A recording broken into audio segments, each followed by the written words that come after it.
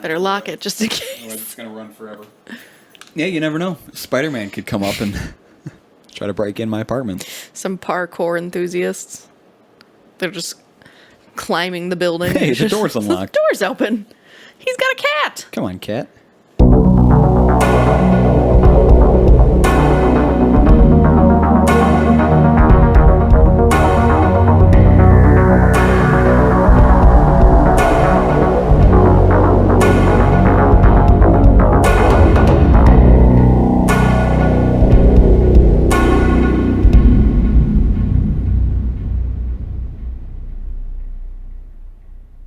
Welcome to the 52nd, 52nd episode of Beer and Fear. My name is Zach.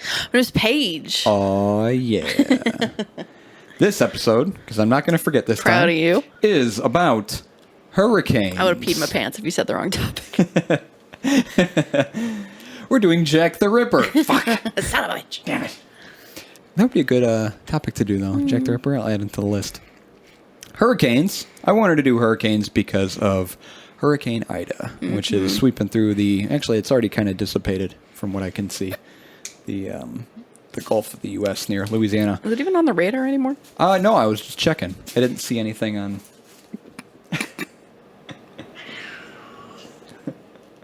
Weirdo. What is the problem? Okay. Oh, it shows the path of where it went. It's going psycho. Yeah. Oh, the Weather Channel is so neat. So before you look up too much about Hurricane Ida... I just looked up the radar. Where was Oh, that? yeah. It's, since Did like a left. little, whoo! Yep. Before we get into hurricanes, before we get into the beer, which will be interesting. Very excited. Okay. How was your week? Tell me all about it. It was good. You can do that every week? Yeah, it was fine. It's good. I visited my parents. I'm trying to visit them more often. Good. I'd like to see them again, and your dogs. We'll work that out. That'd be great. I told you we could work it out. It's just going to be a process. Nothing too crazy. Allison and I went grocery shopping. You guys picked out some beers. I think you've turned her on to craft beer. She likes it a little bit more now, yeah, that she's tried different things. See? It's good. And what did I mention? Your disposition towards IPAs when we started the podcast. You know, and it completely changed your view after we tried a few different IPAs that you ended up liking. So I always tell my friends, oh, I don't like beer. You just haven't had the right beer. You're still allowed to not like things. That's okay. But I'll be frustrated a little It bit. makes me think of the meme, the comic you posted. It's so accurate. You marshmallow muppet. Work and life. That's all I got Excellent. going on. I'm not really experiencing anything like crazy. I can't think of anything else that's happened. It's okay. Yeah, I have periods of time like that too. Yeah, but not every week is going to be amazing. And Yeah. so far I am a few weeks strong. 0 for 2. What about you, bud? Some stuff's happened. I decided yesterday that the month of September I'm going to challenge myself, no drinking. So the entire month. So I'm going to be drinking water for this podcast episode. Just water and seltzer only from here on out. Every episode for the month of September, I'm drinking water. Paige is going to be drinking the beer. And then no vaping for me either. I'm actually going to describe the beer from both of our viewpoints. Yes. Yeah. She will judge it for me. What she has to say and what I have to say about the beer that only she is trying. Give you a spoiler. It's most likely going to be, it's good. That's all you got to say. That's it. But no vaping also. I will not be vaping at all the entire month of September. We'll see. It's been a real struggle the past couple of days, let me tell you. But I believe I can do it, and hopefully I'll feel better afterwards. And then once the month of October comes around, oh my God. She did like a little dance. Oh, wow. You are just all riled up, aren't you? You're ready to play. Come on, chill up here with us, you little rascal. Come on. I'm hoping I'll feel better afterwards, and when October rolls around, we'll see where I'm at. I'll go back to drinking, just hopefully not as much. Maybe I'll go back to vaping, just not as much. We'll see. And then, I got my washer and dryer, so I can finally wash clothes again. It's great. I got an upgrade, so it's a little bit nicer. It's a newer one. And then I told you I was going to save a story for the podcast. Oh, yeah. Yeah. Yeah, I forgot about that. Yeah. Go on. I was actually... Regale me. I was thinking about telling it for our live show, but I'll tell it now. So this story's kind of gross, okay? It involves some gross things. So I'm going to try and spare a lot of the real unnecessarily gross details, and I'll try to keep it as PG as I can, okay? All right? So I was taking a shit. Sorry. Do not include this. Sorry. I was using the restroom. There you go. Using the restroom. Well, okay? I'm going to try and make this PG. I was taking a massive dinosaur dump. I didn't say that. Using the restroom. Okay? And go to flush. Doesn't flush. Okay. Toilet's clogged. Okay. That's a big poop. I kind of knew it would clog. Oh, when I God. flushed. Oh, God. I went into the flush knowing this might not work Why are you out. telling me this? Didn't flush it. It started to fill up a little bit. I was no. Everything's fine. Floating dookies. Everything's fine. It's okay. Because I have a plunger. Perfect. I'm so glad I have a plunger. So, by the way, it's an often overlooked item when you're going to move somewhere new. Like if you move into a new place, maybe you don't have your own plunger or you can't take your plunger with you. Say your roommate wants the plunger. It's going to your roommate. Don't forget the plunger. You know, you buy the paper towels, you buy the toilet paper, you buy the dish cleaning stuff. A lot of people forget a plunger. The last thing you want to do is take a big dump at 11:30 at night and in your pajamas and have to drive to Walmart in your pajamas and your slippers and all you're buying is a plunger, you know? Because if all you're buying is a plunger, people are going to know what happened. They're looking at you in the Walmart like, oh, yep, I know what happened with this guy. Anyway, I have a plunger. I don't need to go to Walmart. You don't shop at Walmart. So, I don't shop at Walmart, no. So I use my plunger, and it's not really working. Plunger's not doing much. And I was like, it's okay, not panicking. I've been here before. Sometimes what's worked after the plunger, just flush it again. Sometimes you flush it, and it's enough pressure to get everything down. Cool, plunger's not working. Flush it again. That was a bad decision. Water is rising in my toilet, and the toilet's not big enough for all the water at this point. That's filling up in the toilet. So as a result, it ends up on my floor. So now I'm standing there on my little bath mat, freaking out. You know, like I want to do something. I'm trying to do something, but you can't really do anything at that point. You're just kind of stuck, like you're just sort of watching it all happen. Like, oh, all right, this is what I did. This is what I decided. You can't do anything. What are you gonna do? Grab a bucket, or you grab some paper towels, put underneath? Nope, it's too late. What's done is done. Toilet's overflowing, and at this point, there's about an inch of water in my basement, or in my bathroom. About an inch of water on my bathroom floor. Luckily, the little step thing prevents the water from going into the hallway, but there's some not so clean water in my bathroom. I'll put it that way. The water wasn't that not so clean. Okay, luckily my initial flush took care of most of it, but this was still not so clean water. I was like, okay, now what do? I need to think about my plan of attack here. Okay. Luckily, I had a big basket of towels. What are you making that face at me? I had a big basket of towels over here that my mom gave me. I'm glad I had these because all my other towels were not dry. So I grab all these towels. I sidestep. I step with the sides of my feet, grab these towels, put them all on the floor, soak up everything. All right, take care of that. And I put them all in a big bucket. I'm glad I got this bucket because I got this bucket from my mom's when she was moving. I didn't have any other buckets. I wouldn't have known what to do. Bucket full of towels. And then I grab my Clorox spray, and like I got to step and like clean it apart, and then I got to step into the bathtub, and then I got to wash my feet, and then I got to clean the rest of the bathroom, and then I get the vacuum out, and I vacuum everything up, and then I get my my steam cleaner, and I steam clean the tile floor, like so clean you could eat off of it. I didn't do that, but I'm just making that assertion. It's like, I got this thing spotless, all right? My bathroom floor had never been this clean. Never been this dirty and then this clean in quick succession before.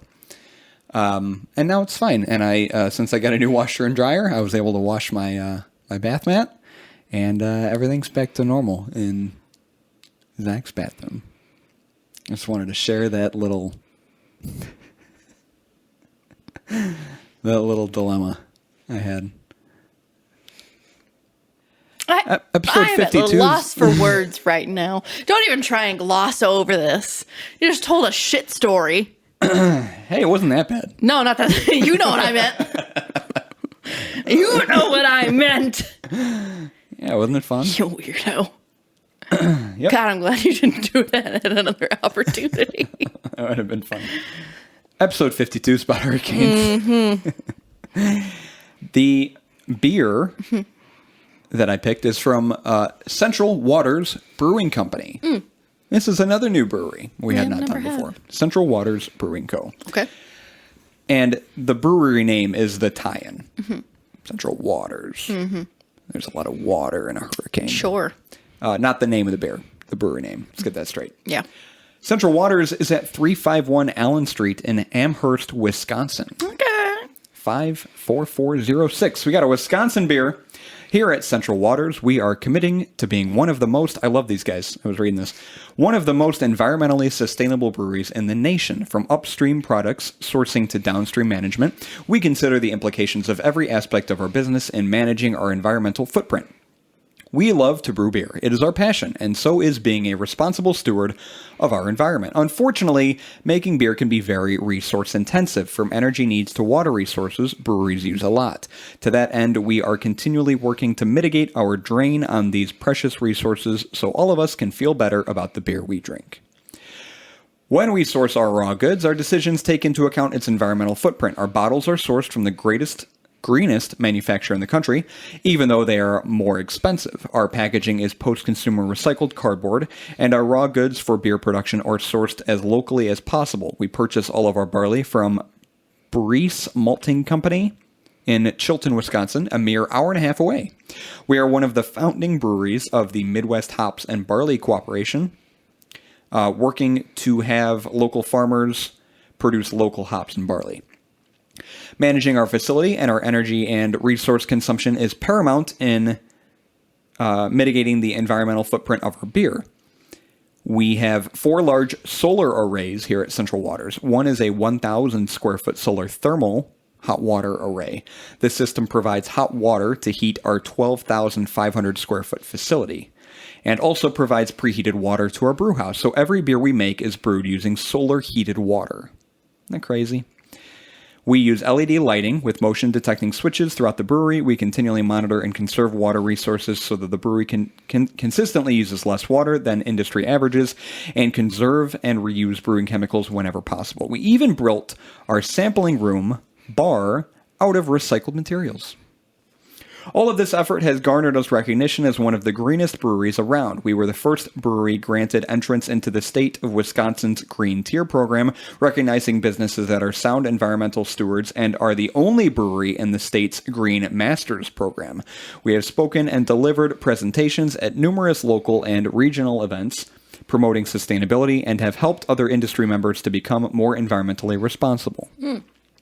We have done all of these efforts not for advertising, but because we believe in them, and we hope that shows. Our desire is that other businesses see that these things are achievable for small and large businesses, and that we have been and will continue to be a model for environmental stewardship.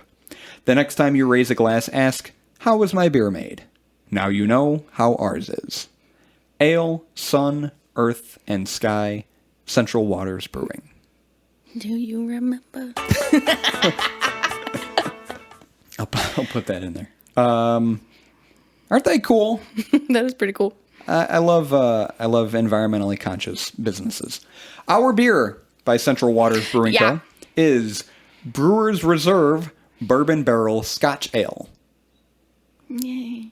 The excitement is overwhelming. This rich malty ale has been aged to perfection in our barrel house. Subtle and smooth, this is a decadent display of patience and process. Join us in a toast to good health. Sláinte. Excuse you? That's Irish for okay. cheers or health. Sláinte. Is that how it's pronounced? It's Doesn't sound very it's Irish. spelled S-L-A with a little dash, I-N-T-E. S-L-A-I-N-T-E. Doesn't sound very Irish. Sláinte. I know. Cheers. So this is a Scotch Ale. It's our first Scotch Ale. I didn't even know Scotch Ale was a style. I did some limited... Oh, he's dressed nice. It's my downstairs neighbor and his cute dog. I think that's a blue heeler. The limited information I gathered on Scotch Ale. So craftbeer.com lists Scottish ales and Scotch ales as two distinct styles. They're similar. Scottish style ales vary depending on strength and flavor, but in general retain a malt-forward character with some degree of caramel-like malt flavors and a soft and chewy mouthfeel. Some examples feature a light smoked peat flavor. Hops do not play a huge role in this style. Overly smoked versions would be considered specialty examples.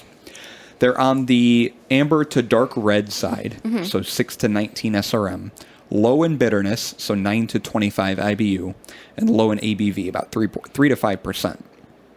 Scotch ales, sometimes referred to as wee heavy, are overwhelmingly malty, with rich and dominant sweet malt flavors and aromas. A caramel character is often part of the profile. Some examples feature a light smoked peat flavor. This style could be considered the Scottish version of an English-style barley wine.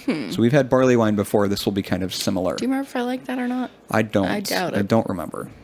Darker than Scotch ales are darker than Scottish ales, so 15 to 30 SRM. They're more bitter, 25 to 35 IBU, and higher ABV, 6 to 8%. It's best served in a thistle glass, which I don't have, at 50 to 55 degrees Fahrenheit. We're going to use our little, our tiny glasses. Oh, I could use a tiny glasses? Yeah. Are we going to share a bottle? No. Oh, I don't want it my own. Best paired with a variety of meats and game, pungent cheeses, and creamy desserts with fruit. What's a Central pungent Waters, cheese? like blue cheese. Oh. Central Waters actually has pairings on their website. So you mentioned last time. I do like pairings. Yeah. So they recommend you pair it with blue cheese, dark fruits, and smoked meats. It uses East Kent Goldings and Northern Brewer hop varietals, caramel, chocolate, and smoked malts. It is 12% IBV, pretty strong. IBV? I'm sorry, ABV. 12% ABV, 29 IBU. Okay. So kind of in the middle when I was describing Scotch ales or wee heavies. And this does have a Beer Advocate page. Okay. Let me tell you, it's got a score of 95. It is world class. Well, we'll see about that. This is the second world class beer we're doing. We will see about that. Zombie Dust was the first. 95. Did Zombie Dust get a 95? I thought they got a 92. No, it got higher than 95. Oh. I think it got a 100 actually. Oh. Zombie Dust, world class. Confuses This me. is ranked number 4 in Scotch ales or wee heavies. Number 4 in the style, ranked 1,053 overall. Okay. So the last time we've had a beer this good, according to BA, was Zombie Dust. Zombie Dust was like 39.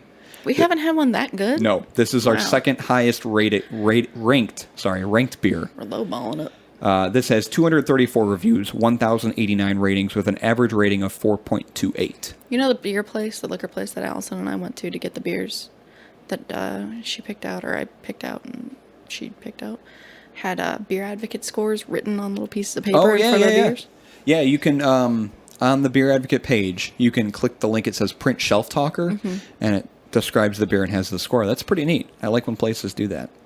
So, 95, world class, 1,053 ranking. Let's go grab it. I'm not going anywhere. No, I'm going to say that, and then I'm going to get up and go. Okay. You stay there. All right. Oh, God! Baby glasses. Mike came out of nowhere. So a thistle glass is kind of like a pint glass and one of these combined. It's got a big bell towards the bottom, and then it flares outward, kind of like a wheat glass. Probably not the best beer to put in one of these glasses, but we'll give them a shot. My label is on crooked. Oh. I don't like that. I'm sorry. You want me to bring these back to Des Plaines? No. You want this one? No. Central Waters Brewing Company Incorporated Scotch Ale Brewers Reserve malt beverage aged in used oak bourbon barrels. Oh my god, can you scratch my shoulder? Which, this one? Right where? Right here? It hurt a little. It's like you're trying to make a fire. Well, you were complaining, so You can't make me happy. Nope. Did you look at the top of the beer can? The beer cap? It looks like a little chicken foot. It is like a little chicken foot. What's up with that? I don't understand that. Or the dolls from the Blair Witch Project. I want to go with the chicken foot. Scott's beer bottle opener. Oh gosh. We get a whiff. Ooh. What in the world? Oh. See, you can't do this on stage. What do you mean on stage? That kind of smells like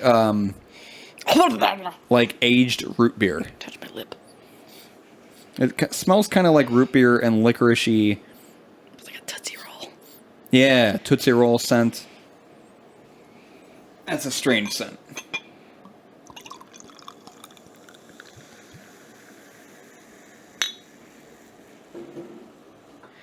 That's a strong smell. Ooh, I got a little too much in my glass. So the color, the color is very dark. It smells like a stout. There is. That is like tar in a glass. You can see there's hues of red here. Oh yeah, it was a little wine-ish. So it looks like a very dark wine. There's zero carbonation or head to this whatsoever. The smell is very boozy. Very, very boozy and malty. Malty and booze. I don't want to smell it again. It hurts my nose. That's all I can smell. It it reminds me of stout and porter, like the Goose Island stout that we had. Kind of like barley wine. The barley wine, stronger barley wine ales too. Let's give it a shot. Very, very delicate clink here, because I poured way too much. Ooh. Okay. No, that's not as bad. I know. Ooh. A little bit of chocolate. The smell does not reflect the beer in the slightest. The smell is very much, like you said, boozy, but the taste is like... It's... I know I've said this before, but it's unlike anything I've tasted in a beer. Again, the chocolate. Yeah. It's almost like a warming sensation in the back of your throat. Little bit of fizz on the tongue, and then it just kind of warms everything, and then it just finishes with like a caramel roasty chocolate sort of sensation. I absolutely hate the smell. Yeah, it's not great. I mean, I'm not a big fan of the taste either, but I don't know. It's not horrible. It's definitely unique though. It's unlike anything we've had before. It's almost got the carbonation level of a soda, a little bit flat, like a flat root beer. The burp is strange. I keep having to like swallow it like medication because I don't want it on my tongue. So I'm gonna do like, just very malty, undiscernible hop flavor or aroma. It's not bad, but I gotta force myself to drink it. There's something else in there in the aftertaste that it's strange. It makes me think of meat. It's or seasonings. It's thicker. It definitely coats your tongue and your mouth a little bit more.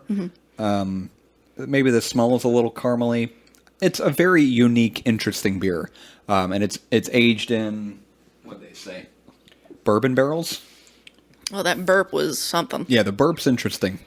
It does kind of have that boozy medicinal sort of character to it that we had with, I mean, it's 12%. That we had with, I get a little chocolate in the burp now. That we had with Goose Island, and I think like Bigfoot, the barley wine. There was a beer by Tighthead that I was looking at that that had water in the name of it. And I was going to get that, and I think it was a pale ale. And then I saw this. That beer looked interesting. Then I saw this one. I was like, this is cool. I didn't know what a Scotch Ale was. Never tried one before. And I like that we're still trying beers and experimenting with styles and new things that we've never even heard of. That's what I like about this podcast, is that we get to try some new things. And I will happily try something that I know I may not like, but is unfamiliar to me versus the opposite. Well, we had that problem where we kept doing DDHs and pale ales. Hazy IPAs. Hazy IPAs. Yep. So, I mean, IPAs, New England IPAs are everywhere. So yeah, it's nice to change it up. something different. Even if I don't like it. I'm not the biggest fan either. It's a cool beer. It's an interesting beer. I can see why certain beer snobs would give it a 95.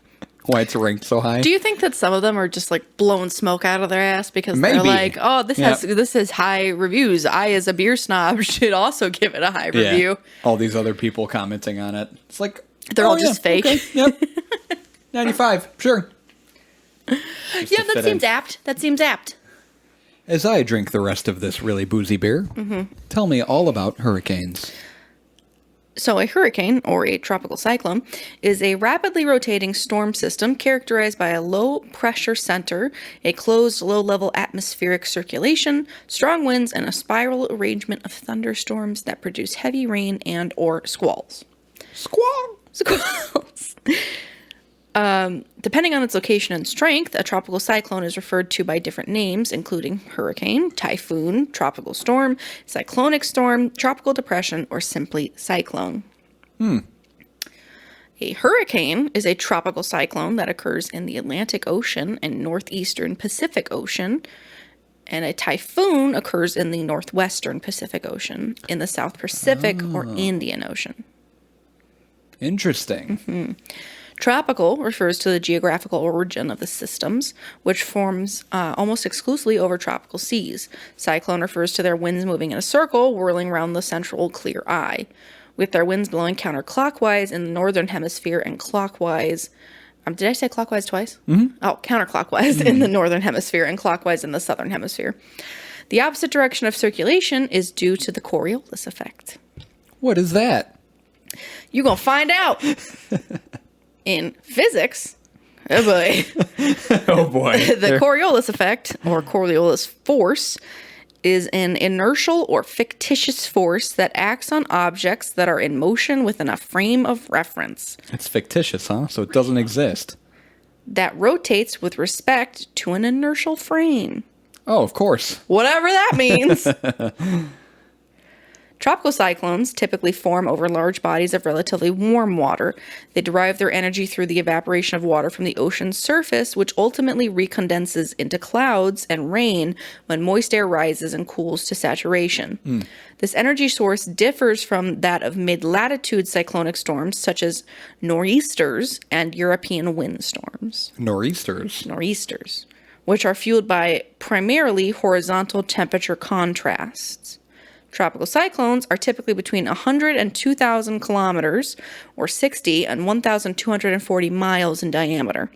The strong rotating winds of a tropical cyclone are a result of the conservation of angular momentum, which we have brought up before. Conservation of angular momentum. I remember. It's back. I remember everything about it, too. I could tell you everything, but this is your section, so you take it away. You could tell me everything. I don't know jack shit about conservation of angular momentum. But we talked about it before, Paige. We should be pros. We discussed this. I said I was going to turn the air on. Okay, so it says the definition. Oh, yeah, you don't have to go into it. Okay, I guess I won't. Never mind. We talked about it before. If you want to hear us talk about the conservation of angular momentum, you go back to that episode where it's in the title. This is a physics podcast now. It's imparted by the Earth's rotation as air flows inwards toward the axis of rotation. As a result, they rarely form within 5 degrees of the equator. Tropical cyclones are almost unknown in the South Atlantic due to a consistently strong wind shear and a weak intertropical convergence zone. Okay. Yeah, whatever that means. The primary energy source for these storms is warm ocean waters. These storms are therefore typically strongest when over or near water and weaken quite rapidly over land. This causes coastal regions to be particularly vulnerable to tropical cyclones compared to inland regions. Coastal damage may be caused by strong winds and rain, high waves due to winds, storm surges due to wind and severe pressure changes, and the potential of spawning tornadoes. I feel like I'm about to give a weather report. Tropical cyclones draw in air from a large area and concentrate the water content of that air into precipitation over a much smaller area. This replenishing of moisture-bearing air after rain may cause multi-hour, multi-day extremely heavy rain up to 25 miles from the coastline, far beyond the amount of water that the local atmosphere holds at any one time. This in turn can lead to river flooding, overland flooding, and a general overwhelming of local water control structures across a large area. Although their effects on human populations can be devastating, tropical cyclones may play a role in relieving drought conditions, though this claim is disputed. They also carry heat and energy away from the tropics and transport it towards temperate latitudes, which plays an important role in regulating global climate. I thought you were going to say something. I'm just like this the whole time.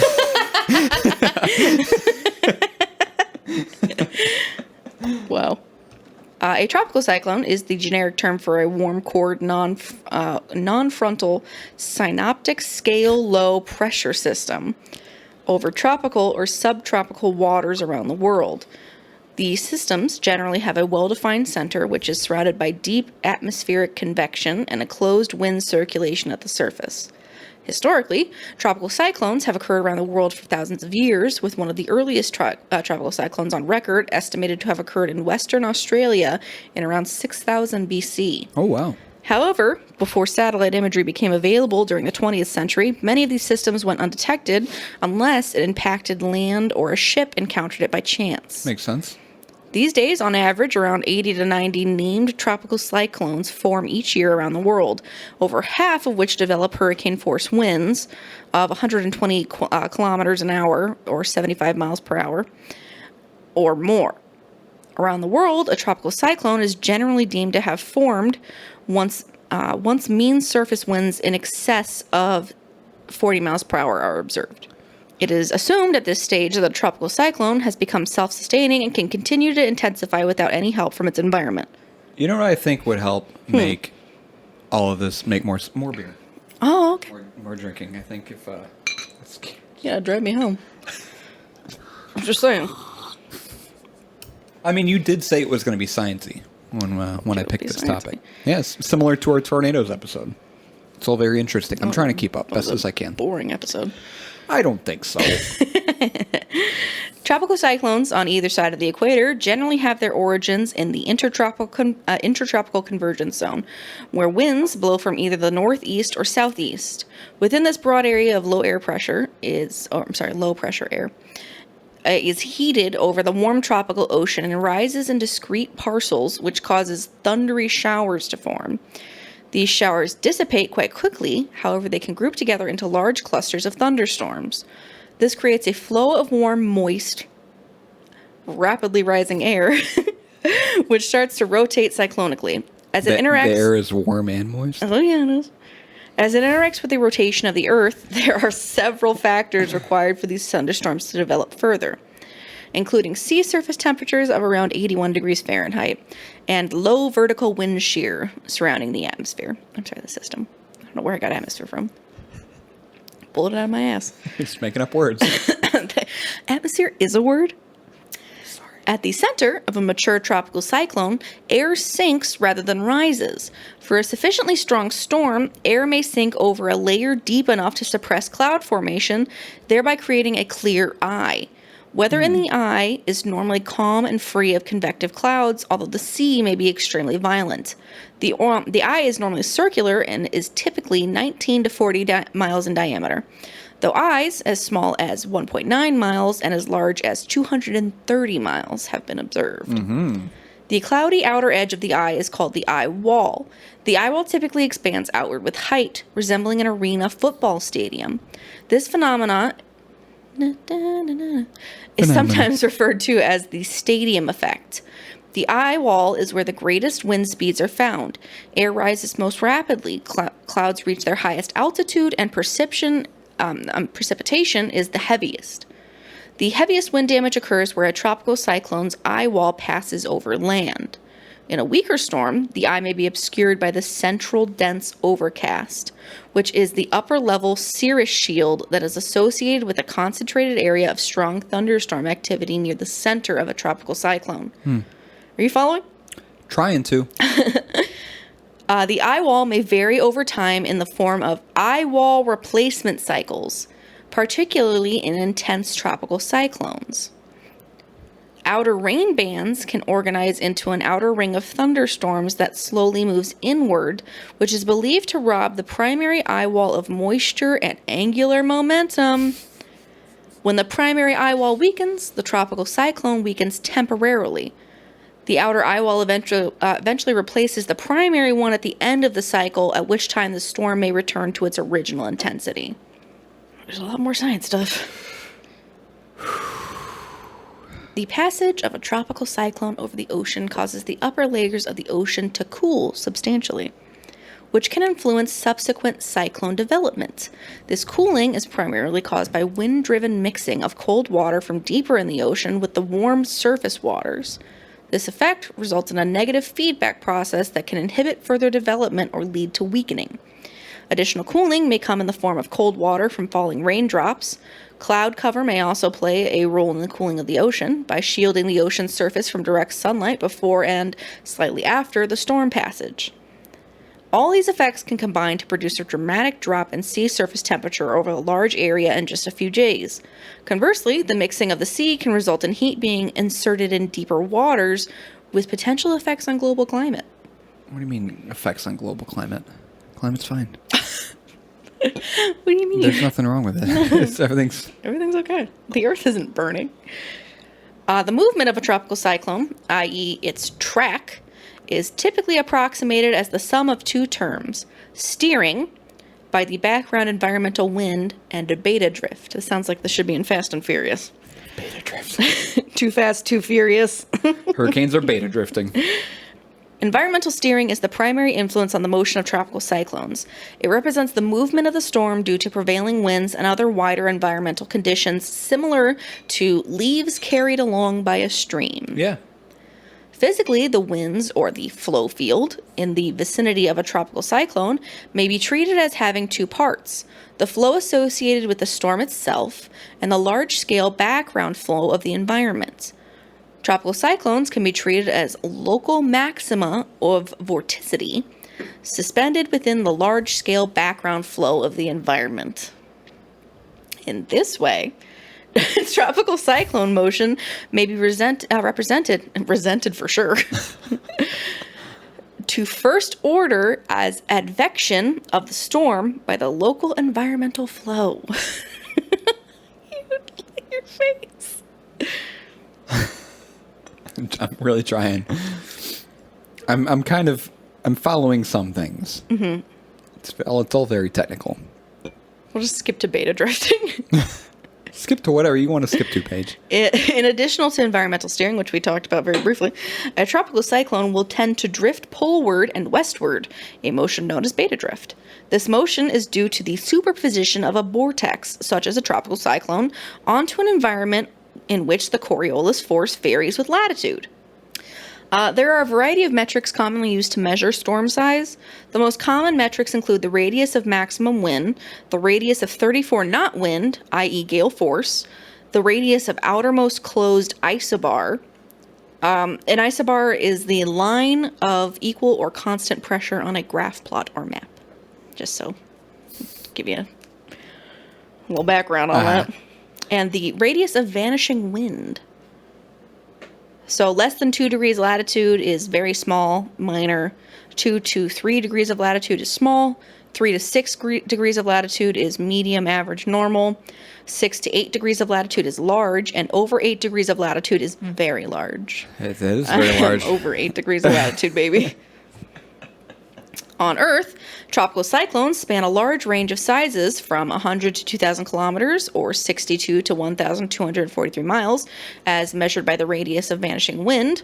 They are largest on average in the Northwest Pacific Ocean basin and smallest in the Northeastern Pacific Ocean basin.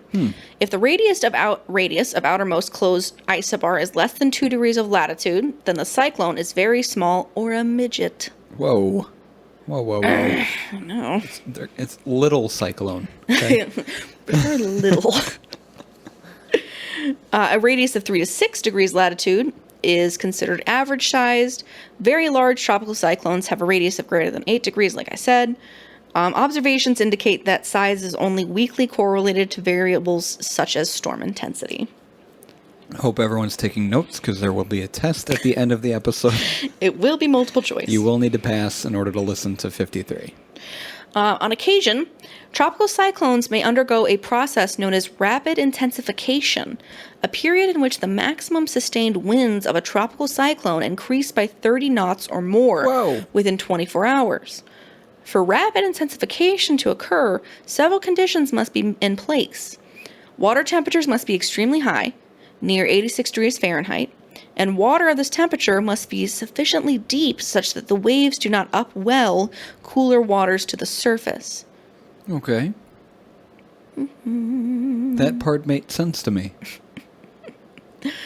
There are a number of ways a tropical cyclone can weaken, dissipate, or lose its tropical characteristics. These include making landfall, moving over cooler water, encountering dry air, or interacting with other weather systems. However, once a system has been declared dissipated or lost its tropical characteristics, its remnants could regenerate a tropical cyclone if environmental conditions become favorable. Should a tropical cyclone make landfall or pass over an island, then its circulation could start to break down, especially if it is a mountainous island. Should a system make landfall on a large mass of land, it would be cut off from its supply of warm, moist maritime air, and it would start to draw in dry continental air. This, combined with the increased friction over land areas, leads to the weakening and dissipation of the tropical cyclone. Over mountainous terrain, a system can quickly weaken. However, over a flat area, it may take 2 to 3 days for the circulation to break down and dissipate. I'm just stroking my beard quizzically. A tropical cyclone can dissipate when it moves over waters significantly cooler than 79.7 degrees Fahrenheit. This will cause the storm to lose its tropical characteristics, such as a warm core with thunderstorms near the center, and become a remnant low-pressure area. These remnant systems may persist for up to several days before losing their identity.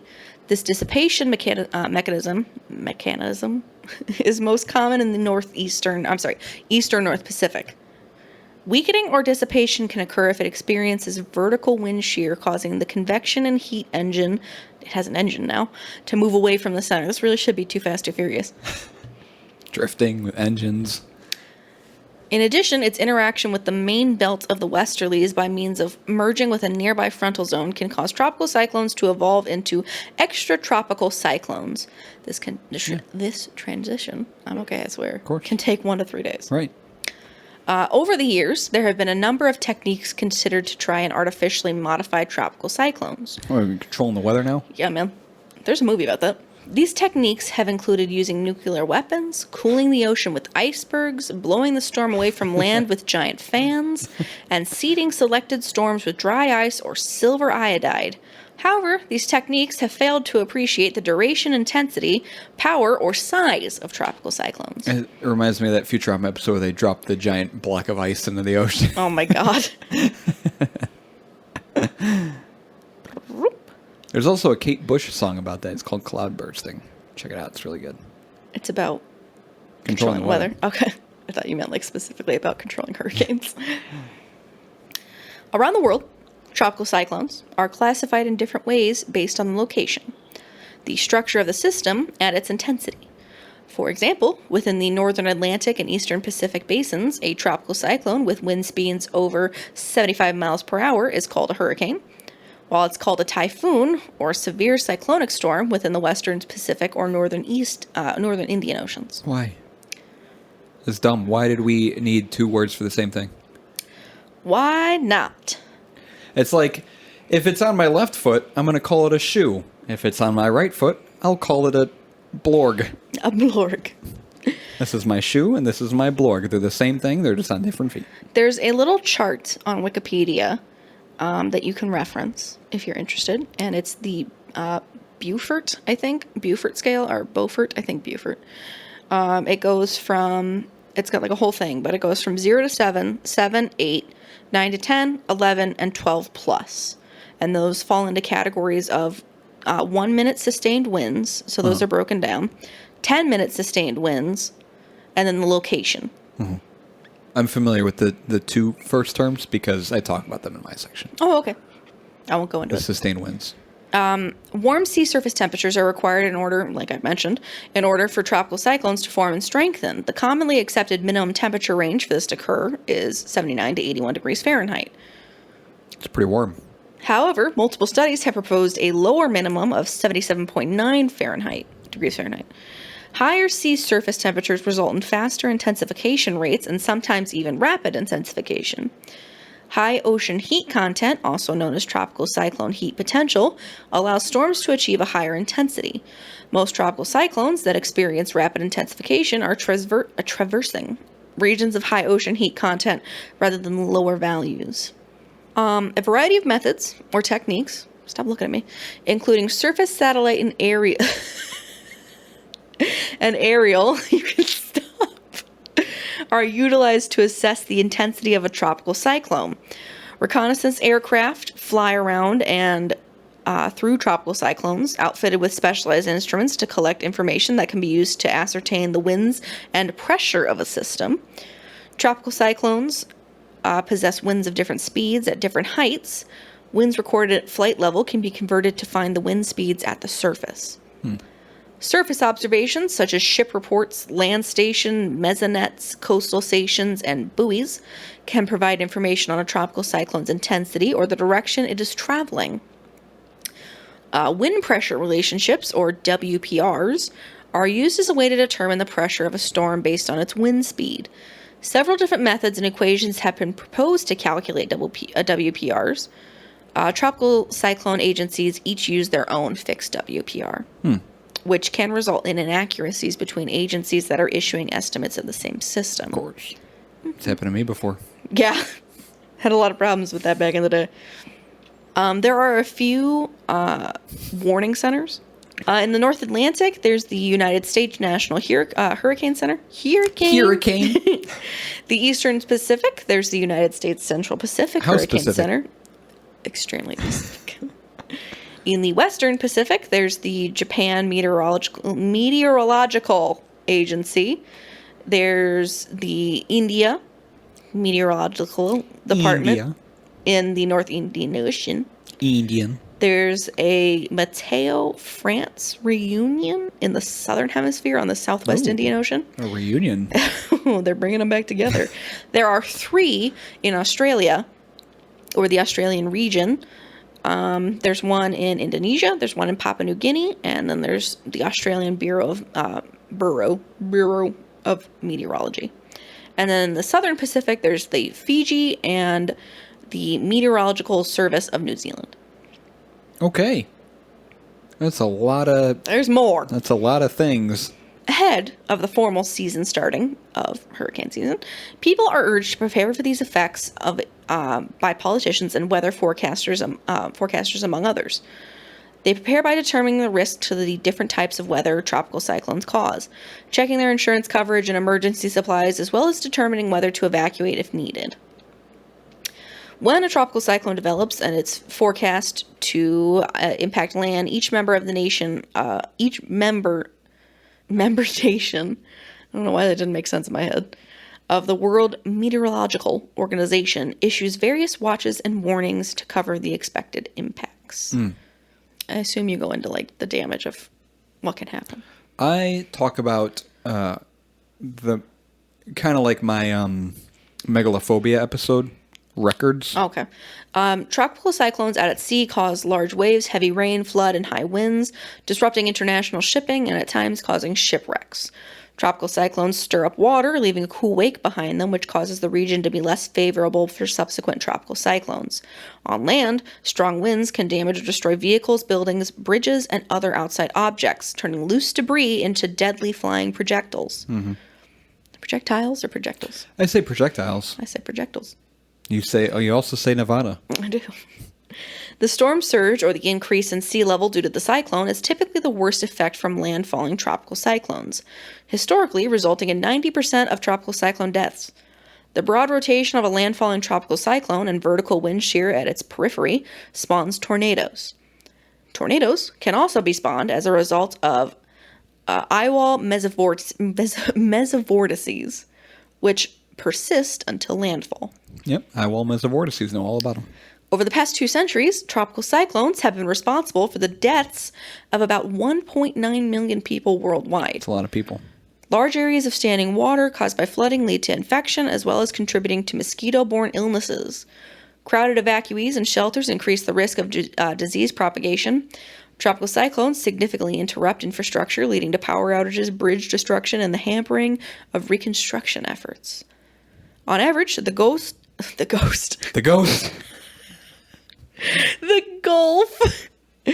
and east coast of the United States suffer approximately $5 billion in cyclone damage every year. The majority, 83%, of tropical cyclone damage is caused by severe hurricanes, Category 3 or greater. However, Category 3 or greater hurricanes only account for about 1/5 of cyclones that make landfall every year. She's got dandruff. She does have dandruff. You would be correct, and I am done. Oh, that's it? Mm-hmm. Okay. Quite the abrupt ending. You would be correct, and I am done. I am finished. I can go into more. You cover whatever you want to cover. You go right ahead, buddy. Oh, so polite of you. Bye. Bye. Jerk. So I'm going to talk about some tropical storm records. Okay. All of my research was done super last minute for this episode. Right before we recorded, I crammed all this information in. So unfortunately, it couldn't be as thorough as my tornadoes episode with my stories and research. I feel like that was much more interesting than what this is going to be, but put this together real quick. These are some records of tropical storms worldwide. So the highest overall rainfall goes to Cyclone Hyacinth in Reunion Island. That's an interesting name. Which is in the Indian Ocean near France. A hyacinth, a flower? I don't think so. I know hyacinth is a word, but I don't know that it's a flower. But Reunion Island is located in the Indian Ocean near France. Okay. Which impacted the area from January 14th to 28th, 1980. Ah, damn, that's a long time. It is the wettest tropical cyclone on record worldwide. The overall rainfall was 239 inches, just under 20 feet. That's a lot of rain. 20 feet of rain from this cyclone. The highest confirmed wave height goes to Hurricane Lewis on September 11th, 1995. In the North Atlantic Ocean. It was a long-lived and powerful Category 4 hurricane, the strongest to make landfall, and the third most intense hurricane recorded during the 95 Atlantic hurricane season. The wave height was confirmed aboard Queen Elizabeth II, which is a now retired British ocean liner. So the people on the ocean liner were able to see the wave height. They knew how tall the ship was. So the costliest tropical cyclone is tied between Hurricane Katrina, August 29th, 2005, and Hurricane Harvey, August 25th, 2017, both affecting the Gulf Coast of the U.S. Katrina was a Category 5 with 1-minute sustained winds of 175 miles per hour that caused over 1,800 deaths and $125 billion in damages. It primarily affected the city of New Orleans, it was, at the time, the costliest tropical cyclone on record. Harvey was a Category 4 with 1 minute sustained winds of 130 miles per hour that made landfall on Texas and Louisiana. It caused over 100 deaths and inflicted the same amount in damages, $125 billion. Louisiana can't get a fucking break. Just any states in that Gulf area, just hold on to your britches. Okay. Because they're going to get it wet. Oh. Yeah, I don't know how they deal with all the tropical storms all the time. But I remember when Katrina was a big deal. Bush was president. I remember that. There was a joke that was like, wherever Katrina is, we'll bring her to justice.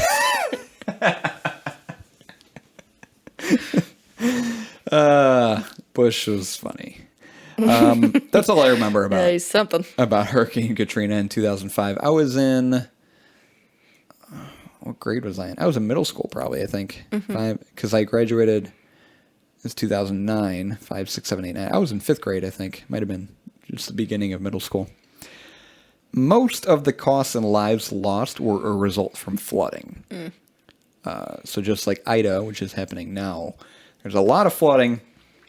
That's why a lot of people end up dying, unfortunately, and why it costs so much, because the flooding damages so much. The deadliest tropical cyclone was the Bola cyclone, Bhola, in East Pakistan, November 12, 1970. It remains one of the world's deadliest natural disasters, resulting in more than 500,000 fatalities. Whoa. It's like a minimum of 500,000. It was crazy. 1970 hit Pakistan. They were not ready for hurricanes. The highest wind gusts goes to Cyclone Olivia in Barrow Island, Western Australia on April 10th, 1996. It tops the charts at 225 miles per hour, or 220 knots. That's the highest gusts. The most intense 1 minute max sustained surface winds goes to Hurricane Patricia in the Northeast Pacific Ocean on October 23rd, 2015. It was the strongest tropical cyclone on record worldwide in terms of wind speed and the second most intense on record worldwide in terms of pressure, behind another typhoon I'll talk about later on. It has 1 minute sustained winds, had 1 minute sustained winds of 215 miles per hour, 185 knots, which is right underneath Cyclone Olivia. Patricia also holds the records for fastest intensification. So it had 1 minute sustained surface winds from 85 miles per hour all the way up to 205 miles per hour in under 24 hours. It went from 85 to 205. And it holds the record for fastest updraft, which is, updraft is a small-scale current of rising air produced in a cyclone of 60 miles per hour, 60 mile per hour updrafts. The most intense 10-minute max sustained winds goes to Cyclone Winston in the South Pacific Ocean on February 20th, 2016. Winston holds the records for the most intense tropical cyclone in the Southern Hemisphere on record, as well as the strongest to make landfall in the Southern Hemisphere and the most intense tropical cyclone worldwide in 2016. It had 10-minute sustained winds of 175 miles per hour or 150 knots. It was 175 miles per hour and 884 millibar MB. It's the standard unit of measurement for atmospheric pressure used by the National Weather Service. It was 175 miles per hour, 884 millibar at landfall. Also, both of those were world records for landfall, speed and pressure. Most intense landfall with 1 minute sustained winds goes to Typhoon Goni in the Philippines on November 1st, 2020. Pretty recent, at 195 miles per hour and 170 knots. The longest lasting cyclone and the longest distance traveled is Hurricane/Typhoon John in the Northeast and Northwest Pacific Ocean. It holds both those records, longest lasting and longest distance traveled. It lasted from August 11th, 1994 to September 13th, 1994. What? So just over a month. This thing was raging through the Pacific Ocean. It lasted 31 days and traveled 8,190 miles. Because it existed in both the eastern and western Pacific, John was one of a small number of tropical cyclones to be designated as both a hurricane and a typhoon. Though its path was largely in the Pacific, it still did about $15 million in damages. I do have a photo. So this is the path of Hurricane John. Wow. I think it started up here. Mm-hmm. And it kind of went through and went towards Texas. You could see it's largely in the ocean. Mm-hmm. It kind of passed underneath Hawaii. I think it did kind of do some damages in Hawaii. Even though it was mostly in the water, it still did about $15 million in damages. I don't know what specifically was damaged, but... And I'm sorry, it went towards Texas. That's wrong. It went towards Mexico. Now that I'm looking at this map. The longest lasting Category 5 winds goes to Typhoon Nancy in the Northwest Pacific Ocean. Lasted from September 9th to the 14th, 1961. It had Category 5 winds that lasted 5.5 consecutive days.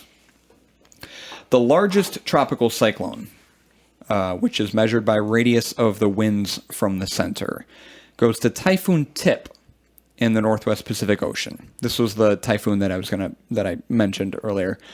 On October 12th, 1979, Typhoon Tip. It's the largest and most intense tropical cyclone ever recorded.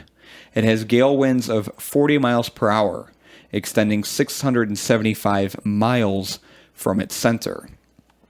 At its peak intensity, it had a wind diameter of 1,380 miles. Jesus. If you were to superimpose, this picture is very small, but if you were to superimpose that typhoon on the U.S., it would look like this.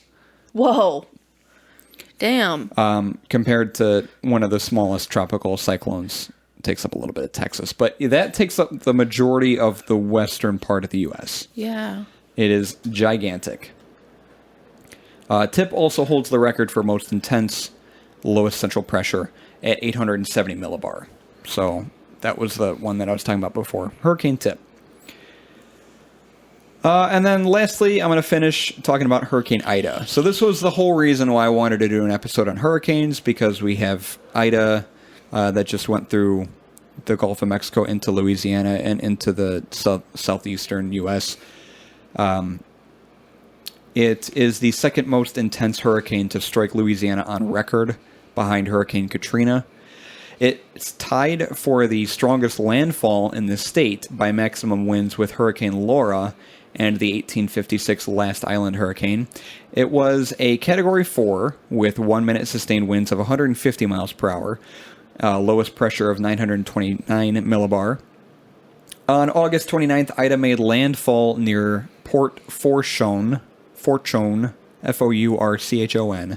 Louisiana, on the 16th anniversary of Hurricane Katrina. Oh, that's just cruel. Yeah, so 16 years ago, on that day, August 29th, Hurricane Katrina hit Louisiana. It's still currently active, technically. It's kind of making its way through the U.S. It's now on the eastern side in the Atlantic. And it has caused 48 direct fatalities, 4 indirect fatalities, and greater than or equal to about $15 billion in damages. It's insane. It just destroyed a lot of Louisiana. It's ridiculous. Those 48 direct fatalities include 23 in New Jersey, 12 in New York, 6 in Louisiana, 3 in Pennsylvania, 2 in Mississippi, 1 in Maryland, and 1 in Connecticut.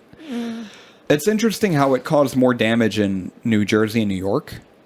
Like, more than half of them were in... Do you mean fatalities, not damage? Yes, I'm sorry. I misspoke.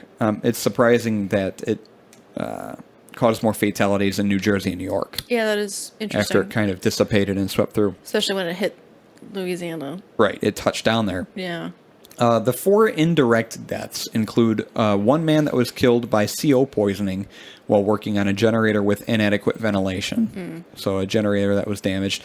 2 electrical workers who died while repairing a power grid damaged by the storm.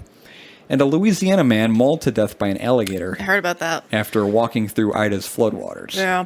There was a recent report that said that a facility that was in charge of sustaining electricity for a certain area in Louisiana has sunk into the Mississippi River.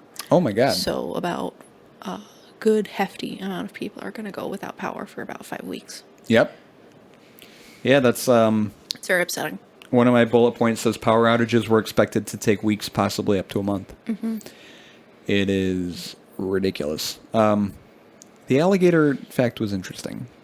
Yeah, that was wild. My coworker was we were looking at the news and we saw Ida, that was when it was going through, And she was like, I'm just imagining, like, it kind of seems like a movie. Like, what if there was a movie like Sharknado, but with alligators? Have you seen the movie Crawl? No. The movie Crawl is about a girl who goes back to the area where her father lives in the middle of a hurricane evacuation, finds him under the house in the crawl space, and it turns out a bunch of alligators had gotten into his crawl space, and it's the story of them fighting to survive the alligators in the middle of a hurricane and flooding waters.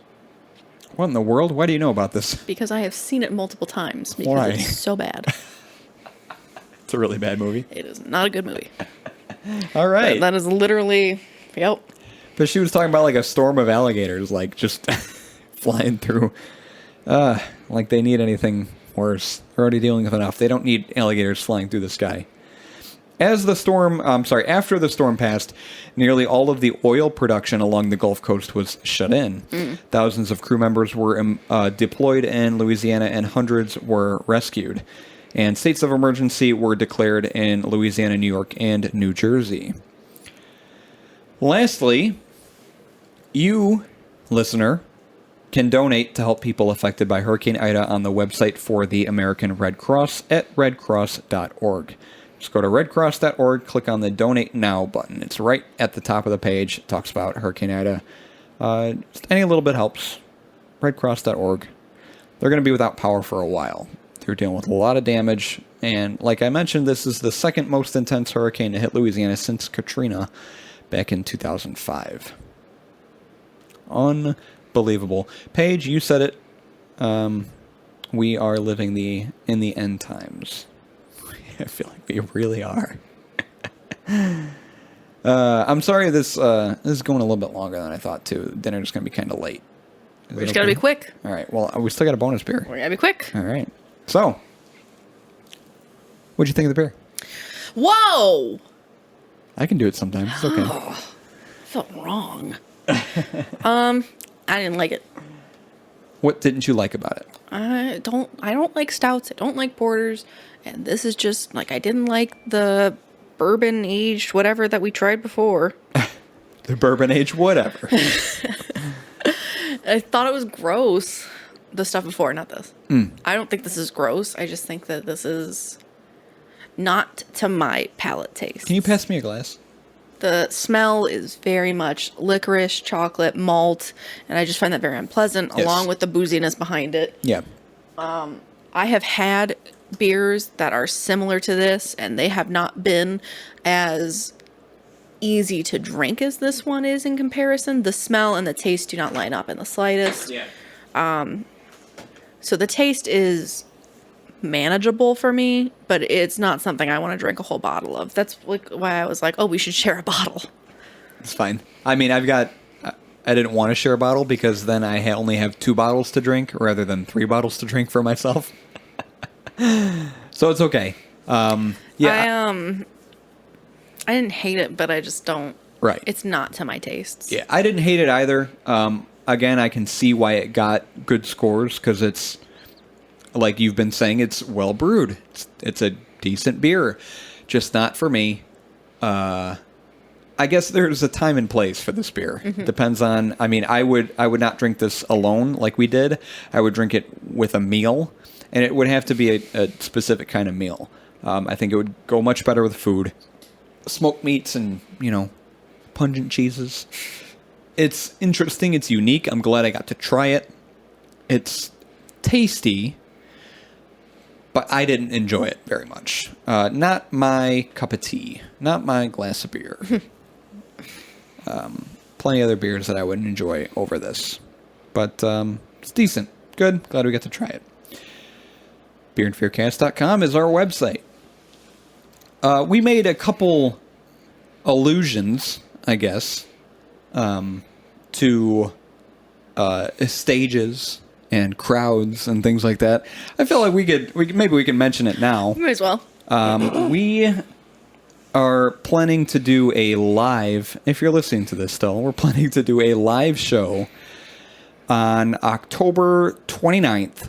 It's a Friday. It's the last Friday of October, right before Halloween weekend. We're going to do our first live show. It's going to be at Center Stage Theater in Naperville. Center Stage Theater, I talked about them when we did episode 50 with Salamoth Brewing on Holy Goat. Salamoth is right next to Center Stage Theater, and I used to work for Center Stage.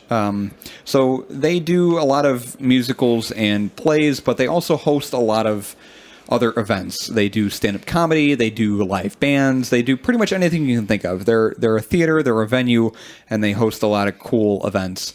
So they've been so kind enough to volunteer to host us and act as a venue for our very first live show. And I'm super excited about it.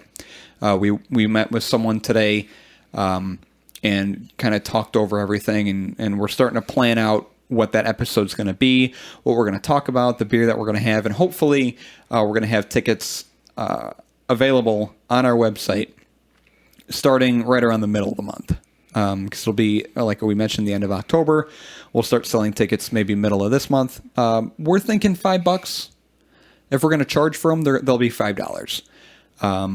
And that's going to include the live podcast episode, the beer that we're drinking, so you're going to be able to sit and drink the beer with us. We're hopefully going to have some live music. We're going to try to arrange that. And we're going to be showing a film at the end of it, too. So after our podcast, will be a little bit of a break, and then we're all going to chill and watch a movie, drink some beer, have some food. There's a cafe there. It's going to be a great time. It's going to be a wonderful night, great Halloween weekend night, Friday night. Come spend it with us. We're very excited to do our very first live show. So stay in the loop. Keep in touch with us on our social media. We'll be sure to provide you with updates on that as they come up. Beerandfearcast.com is our website. Facebook, Twitter, Instagram, Reddit, TikTok is where you can find us. Beerandfearcast@gmail.com is our email, or go to our About page on our website. You can send us a message or an email. Anything you want to tell us, reach out. Tell us you like the podcast. If you want to send us a spooky or scary story for Frights and Flights, that'd be awesome. We still need to do an episode of that. But yeah, thanks for listening. Thanks for watching. Thanks for sticking around. We're doing a bonus episode after this, so be sure to stay tuned for that. And bonus episodes you can listen to on our Patreon. $1 a month, $1, 4 quarters a month gets you access to these bonus episodes. Check it out, patreon.com/beerandfearcast. Have a good day. So many